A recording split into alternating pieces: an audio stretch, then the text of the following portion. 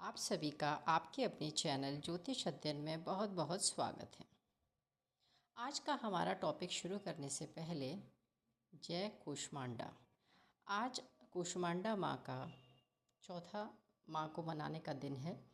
नवरात्रि के चौथे दिन दुर्गा जी के चतुर्थ स्वरूप माँ कूष्मांडा जी की पूजा और अर्चना की जाती है।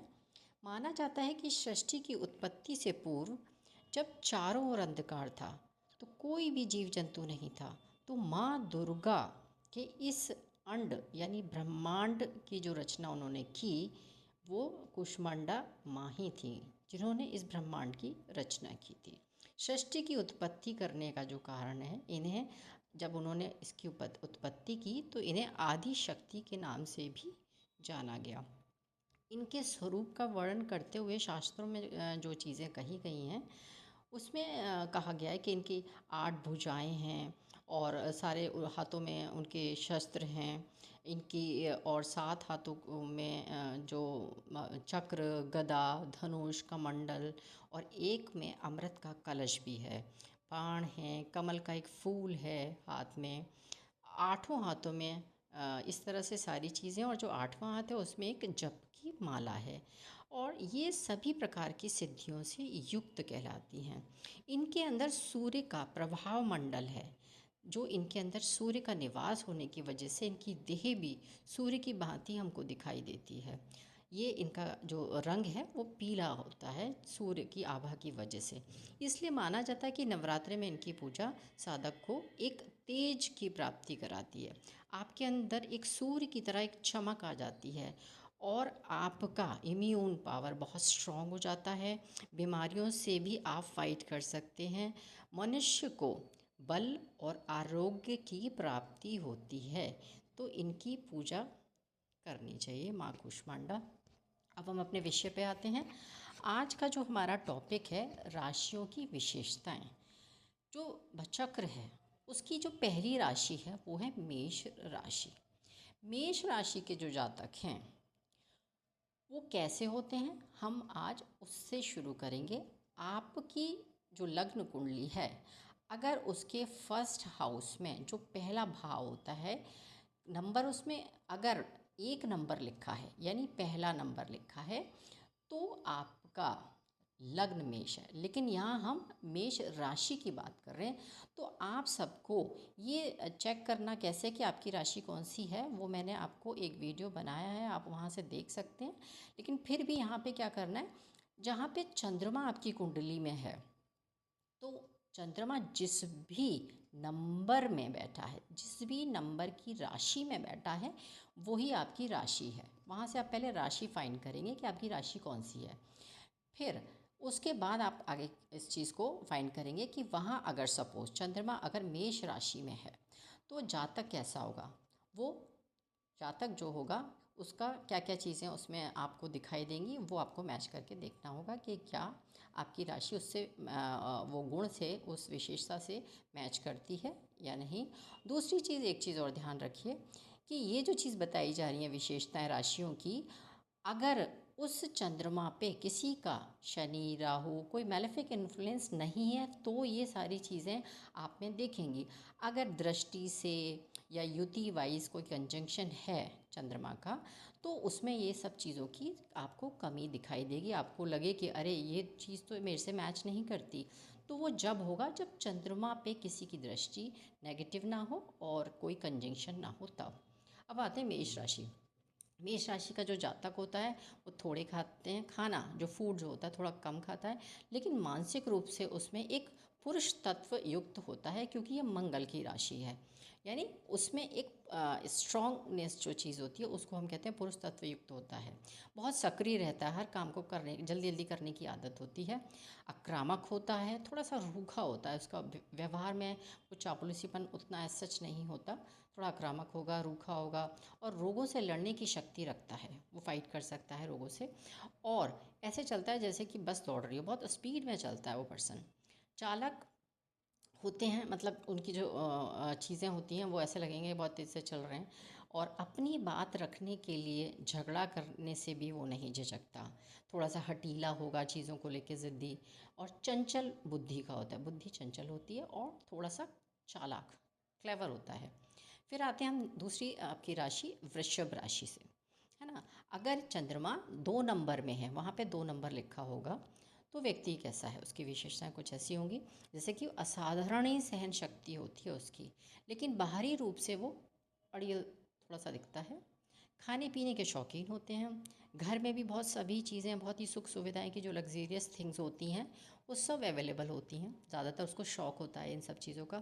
थोड़ा सा सेल्फिश, थोड़ा स्वार्थी होगा, आत्मसंयमी हो सकता है, हठीला हो सकता है, लेकिन सिद्धांतवान व्यक्ति होता है। और रासिक राशि है तो थोड़ा सा उसमें ये चीज़ें भी होंगी। अधिकार जताने वाला भी होता है, सॉफ्ट होगा, थोड़ा सरल सरल होता है, इजी टू चीज़ों को फाइंड करने के लिए, बहुत सरल स्वभाव और दिखने में सुंदर, ये सब चीज़ें उसमें आप देख सकते हैं। बट इसमें अभी पहले ही मैंने ऊपर बता दिया है कि ये इस पर कोई दृष्टि नेगेटिव, शनि या राहु की कोई नेगेटिव इम्पैक्ट या कोई प्लैनेट इन चंद्रमा के साथ में कंजंक्शन नहीं होना चाहिए। युति में होगा तो ये सब चीज़ों में थोड़ी कमी ज़रूर कर देगा, क्योंकि वो प्योर नहीं रहा। दूसरे प्लैनेट का भी इम्पैक्ट उस पर फिर आएगा। तीसरा है मिथुन राशि, 3 नंबर राशि होती है, बुध की राशि है ये। तेज चाल होती है, स्पष्ट भाषा, कभी कभी बालों को घुंघराले बाल भी हो सकते हैं। जीवन में रस और आनंद का प्रेमी होता है, लेकिन दूसरों का ध्यान अपनी ओर चाहने वाला होता है कि लोग उसकी बातों से इम्प्रेस हों, ये उसमें अच्छी क्वालिटी होती है। लोग इम्प्रेस हो भी जाते हैं क्योंकि मरकरी है। बौद्धिक क्षमताओं को ज़बरदस्त ग्रहण करने की शक्ति होती है और शीघ्रता से चिड़चिड़ा हो जाता है। अगर आपने कुछ ऐसा बोल दिया तो वो थोड़ा सा चिड़चिड़ा भी हो जाएगा, आपकी बात उसको बुरी भी लग जाएगी, ऐसा होगा। लेकिन उतनी ही शीघ्रता से शांत भी हो जाता है, मतलब अकॉर्डिंग टू चीज़ें बहुत जल्दी शांत भी हो जाएगा, क्योंकि बुध है। बुध एक बच्चा होता है तो उसको थोड़ी सी चीज़ों से जैसे बहला दिया जाता है चीज़ों को लेके, तो वो खुश हो जाएगा। इस तरह की कैरेक्टरिस्टिक्स होते हैं। फिर है इसमें सभी काम थोड़ा थोड़ा जानने वाला होता है ये, लेकिन किसी भी काम को सिद्धहस्त नहीं होता, मतलब परफेक्शन के काम जो भी कर रहा है सब चीज़ थोड़ा थोड़ा जानना तो है, लेकिन एक ये कहा जाता है ना कि इसमें पूर्ण तरह से परफेक्ट है, वो नहीं, वो चीज़ नहीं होती। और अच्छा वार्तालाप करने वाला होता है, बातचीत में अपनी बातों से लोगों को बटरिंग करके अच्छा खासा उसको मतलब चापलूसी करके अपना काम निकालने वाला इंसान होता है, तो वो अच्छा वार्तालाप कर लेता है, सामने वाले इम्प्रेस हो जाता है। मनोरंजन करने वाला होता है, थोड़ा सा फ़नी भी होता है। फिर नेक्स्ट आते हैं कर्क राशि, ये है चंद्रमा की राशि। तो चंद्रमा अपनी ही राशि का हुआ, इसका मतलब जब चंद्रमा यहाँ बैठेगा तभी कर्क राशि बनेगी।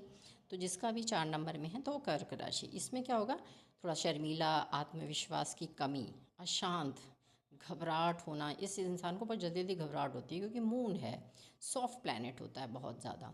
अत्यधिक भावुक होता है, भोला होगा, अधिकार जताने वाला होता है हर चीज़ पे, थोड़ा मनमौजी होगा, मतलब कभी मतलब मनमौजी टाइप्स चीज़ें जो होती हैं। स्वार्थी हो सकता है, थोड़ा बुद्धिमान होता है, लेकिन कल्पनाशील व्यक्ति होता है, इमेजिनेशंस बहुत अच्छी से, क्रिएटिविटी भी बहुत अच्छे कर सकता है, बहुत ऑनेस्ट होता है।